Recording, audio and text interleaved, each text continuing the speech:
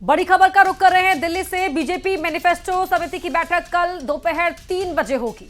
ये होनी है समिति की दूसरी बैठक। इससे पहले भी एक बार बैठक हो चुकी है। बीजेपी मुख्यालय में घोषणा पत्र पर मंथन होगा। रक्षा मंत्री राजनाथ सिंह इस समिति की अध्यक्षता कर रहे हैं। उन्हीं की अध्यक्षता में ये बैठक भी होगी। कल दोपहर 3 बजे इसका समय निर्धारित किया गया है। मध्य प्रदेश और छत्तीसगढ़ के मुख्यमंत्री जो हैं वो इस समिति के सदस्य हैं। इसके अलावा मध्य प्रदेश से एक और नाम भी इस समिति में है, वो है शिवराज सिंह चौहान का। तो कल दोपहर 3 बजे ये दूसरी बैठक होनी है। बड़ी खबर आपको बता रहे हैं। घोषणा पत्र में किन किन मुद्दों को कवर किया जाएगा, कौन कौन सी चीजें होंगी जिन्हें प्राथमिकता के साथ शामिल किया जाएगा, उसको लेकर लगातार मंथन। और अब दूसरी बैठक मैनिफेस्टो कमेटी की कल होगी, इसके लिए समय भी तय कर लिया गया है। ये इस लिहाज से भी बहुत जरूरी।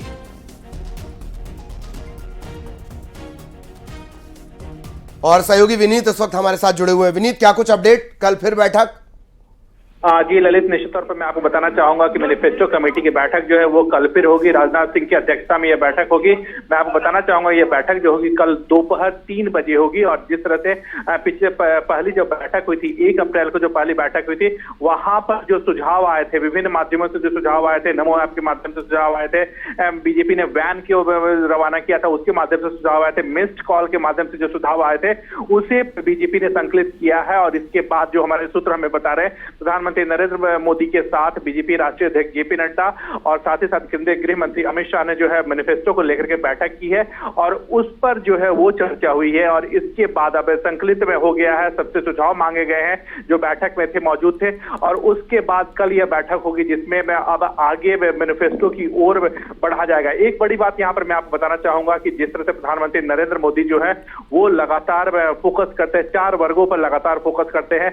महिला पर वो फोकस करते हैं, साथ ही साथ वो गरीबों पर फोकस करते हैं, किसानों पर फोकस करते हैं, युवाओं पर फोकस रहते हैं। और इसके साथ ही साथ जिस तरह से प्रधानमंत्री नरेंद्र मोदी ने 2047 तक भारत को विकसित राष्ट्र बनाने का जो एक संकल्प लिया है, उससे संबंधित विजन जो है वो इस मैनिफेस्टो में होगा। और इसी को लेकर के बीजेपी जो है वो लगातार बैठकें कर रही है और बैठक के बाद जो है वो इसका पूरा जो स्वरूप है वो तय होगा, जिसे प्रधानमंत्री नरेंद्र मोदी की मौजूदगी में लॉन्च किया जाएगा।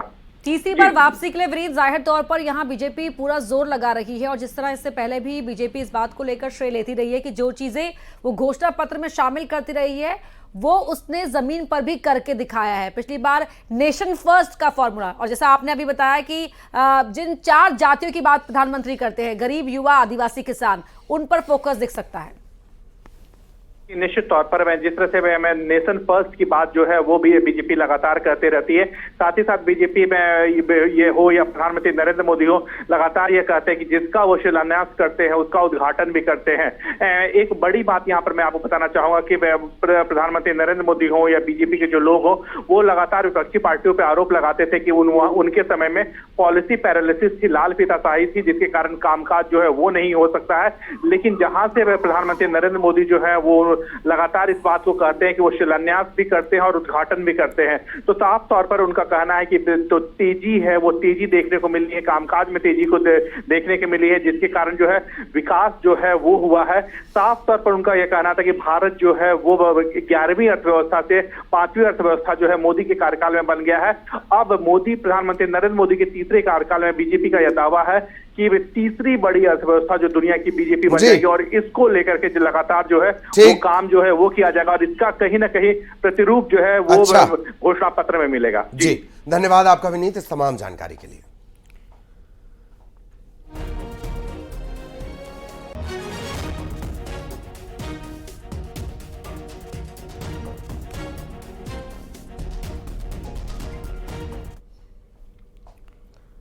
इधर लोकसभा चुनाव को लेकर सिंधिया के कार्यकर्ताओं को सख्त निर्देश सिंधिया ने दिया है।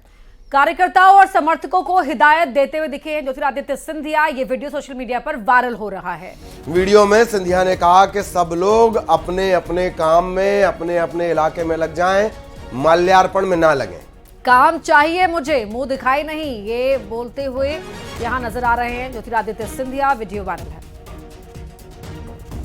अपने अपने क्षेत्र में लगे या माल्यार्पण में न लगे। अपने अपने क्षेत्र में लगे। हाँ।